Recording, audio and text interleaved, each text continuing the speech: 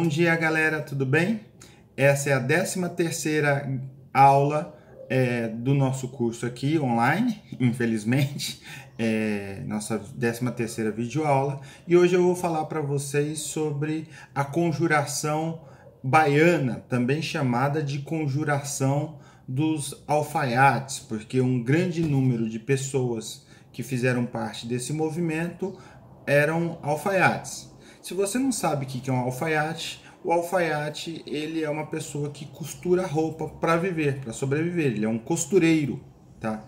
Professor, então por que não chama de costureiro? Antigamente se chamava de alfaiate. Aliás, até 20, 30 anos atrás era muito comum ainda aqui no Brasil que houvesse alfaiates em todos os lados. Eu mesmo já cheguei aí várias vezes fazer roupa, calça e tudo mais em alfaiates, tá? Hoje em dia, com a presença da maciça de indústria de roupa e tudo mais, não existe mais pessoas que fazem roupa sob medida em grande quantidade. Lógico que existem costureiras e alfaiates ainda hoje, mas já são bem mais raros do que eram antigamente. Bom, para começar a falar da conjuração baiana, eu vou te mostrar o mapa aí.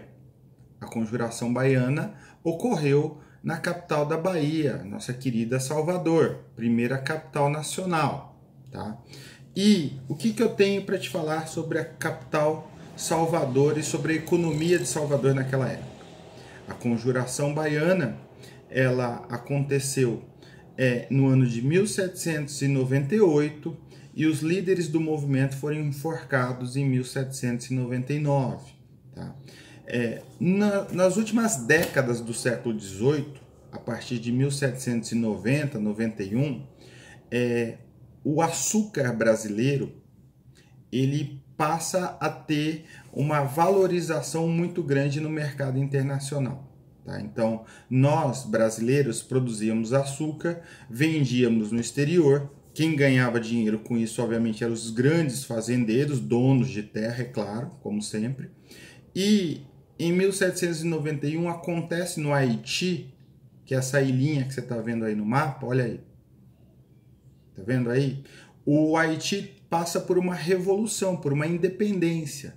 Os negros escravos do Haiti se revoltam, tomam a ilha e, obviamente, deixando eles de ser escravos, eles param de trabalhar para produzir cana e açúcar. Quando elimina-se a concorrência, é uma questão muito simples da economia capitalista, eliminou-se a concorrência, o outro produto valorizou, porque quem quisesse açúcar na Europa ia ter que comprar do Brasil. Então, como que a revolução do Haiti, a independência do Haiti, afeta a economia brasileira? Quando o Haiti para de produzir açúcar, todo mundo que quer açúcar na Europa, que é o grande consumidor do mundo, compra do Brasil. Isso faz com que o preço do açúcar brasileiro suba. E aí há uma corrida. Que corrida, professor? Olha, se eu sou um cara rico e tenho várias fazendas, algumas produzem açúcar, outras não, na hora que o preço do açúcar sobe, o que eu faço? Eu começo a querer produzir mais açúcar para ganhar mais dinheiro, é lógico.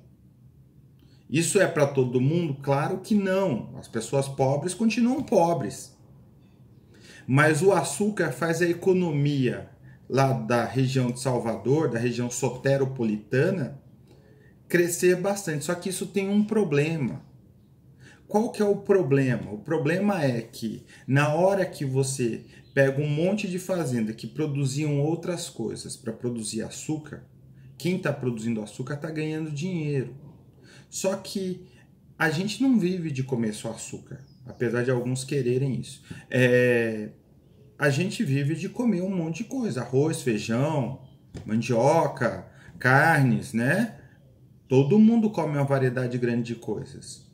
E aí quando as fazendas começam a ser ocupadas por plantação de açúcar, começa a faltar alimento. Olha a loucura do negócio.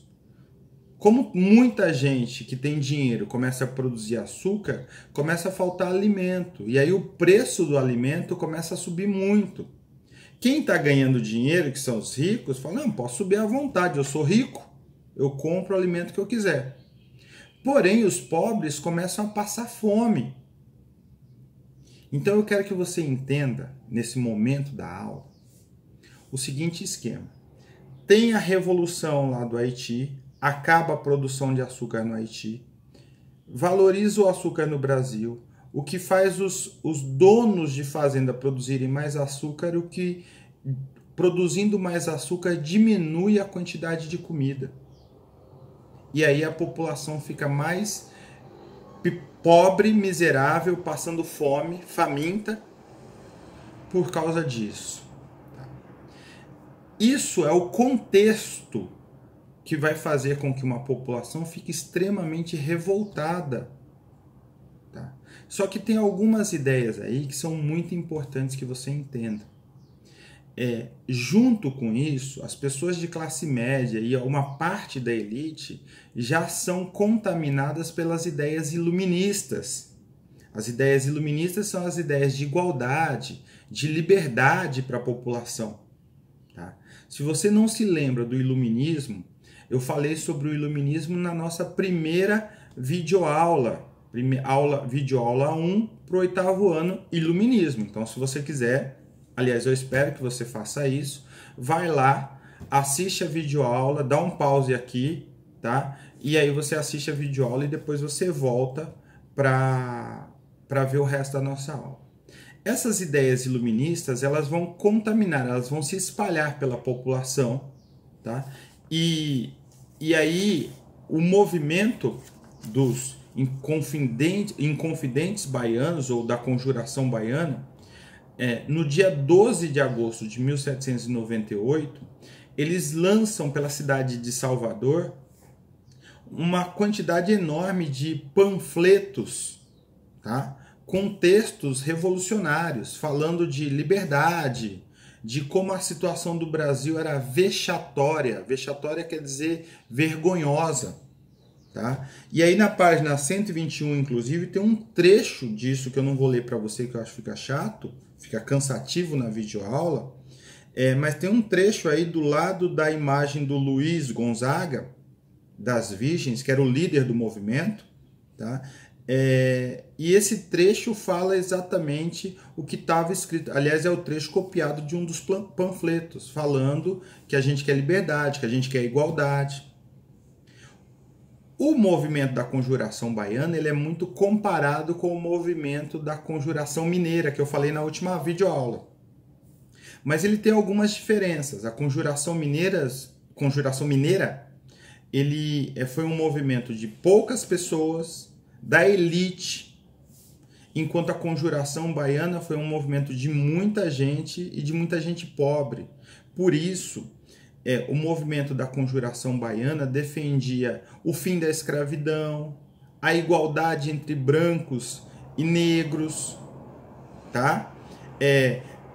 Uma condição social melhor para a população pobre. Tudo isso foi defendido pelos revolucionários baianos. Só que a coisa não acabou bem, infelizmente. O líder do movimento, o Luiz Gonzaga das Virgens, ele foi preso. Alguém lá denunciou dizendo que ele era o líder, ninguém tinha certeza, mas ele foi preso, tá? E por causa da prisão dele, os outros revolucionários apoiadores a ele fazem um motim no dia 25 de agosto de 1798. E aí começa uma revolta, só que nessa revolta as lideranças são todas presas, muita gente morre, tá? Normalmente os negros morrem primeiro, infelizmente nós temos um país absolutamente racista, morriam primeiro antes, morrem primeiro agora. E essas pessoas, as lideranças todas são julgadas, são condenadas à forca, e em novembro de 1799, do ano seguinte, depois de um julgamento e tudo mais, elas são enforcadas e o movimento acaba. Eu quero que você perceba muito claramente que o movimento da conjuração baiana, ele é um movimento muito mais popular, vinculado à população pobre, e que as ideias iluministas estão muito mais presentes, principalmente a noção de igualdade, tá? Mas eu acho que é isso sobre a conjuração baiana, que está aí nas páginas 120 e 121 do seu livro, tá bom? Beijão, até a próxima videoaula, até a próxima semana que vem.